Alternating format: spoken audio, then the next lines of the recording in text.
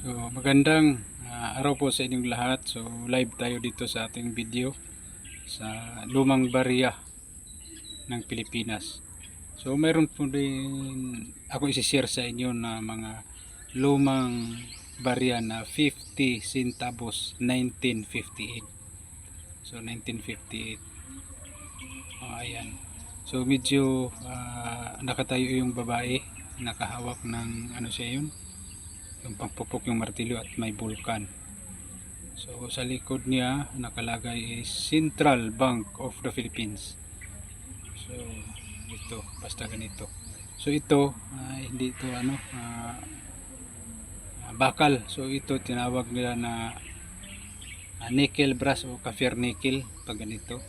So wala tong halong bakal, so hindi ito talaga kung maglagay ka ng magnet, so hindi ito talaga na didikit ng magnet. So tawag dito is nickel brass at copper nickel. So ito ang bili ko dito is 30 pesos bawat isang piraso. So 30 pesos ayan.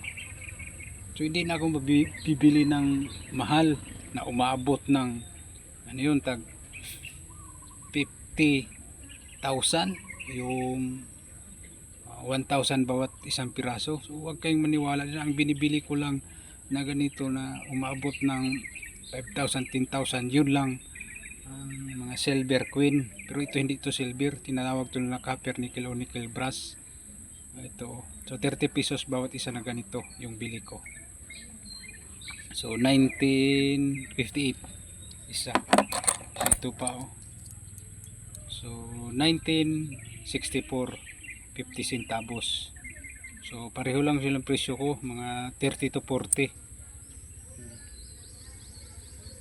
30 po 40 pesos yung bili ko. So sa likod niya po, so pareho lang sila, same lang sila. So dalawang piraso dito sa akin yung 1964. 1964, isa lang sa akin yung 1958. Pero marami pa akong coin na ganito na binibili ko dito mismo sa Mindanao. Ayan. So huwag kayong maniwala na mahal to. So siguro kung mahal man, so huwag nyong puntahan nyo tapos mahal yung bili niya, umaabot ng 500 bawat isang piraso, 1,000 isang piraso. So huwag kayong maniwala dyan, niluloko lang kayo. So ito hindi ito edited ha, hindi ako nag-i-edit ng mga video na ganito. So tunay yan talaga ang nagpapatunay na totoo talaga akong bumibili ng mga lumang barya na ganito.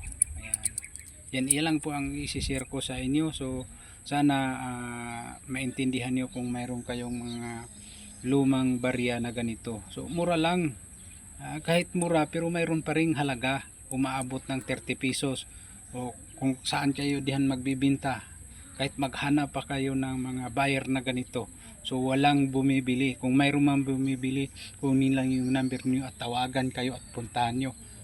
Huwag kayong maniwala diyan, niluluko lang kayo. Sa akin na ay gusto ko meet up, gusto ko magkita tayo para maayos natin mabili yung mga lumang barya mo. So yan lang po ang masishare ko sa inyong lahat. So God bless sa lahat ng nanood ng aking video. Lahat ng nakaintindi na nga sa akin.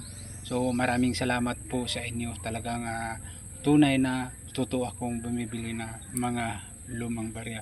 So tingnan nyo na napansin nyo palagi is mura lang yung bili ko. Dahil hindi to edited yung mga video ko. Dahil original to video.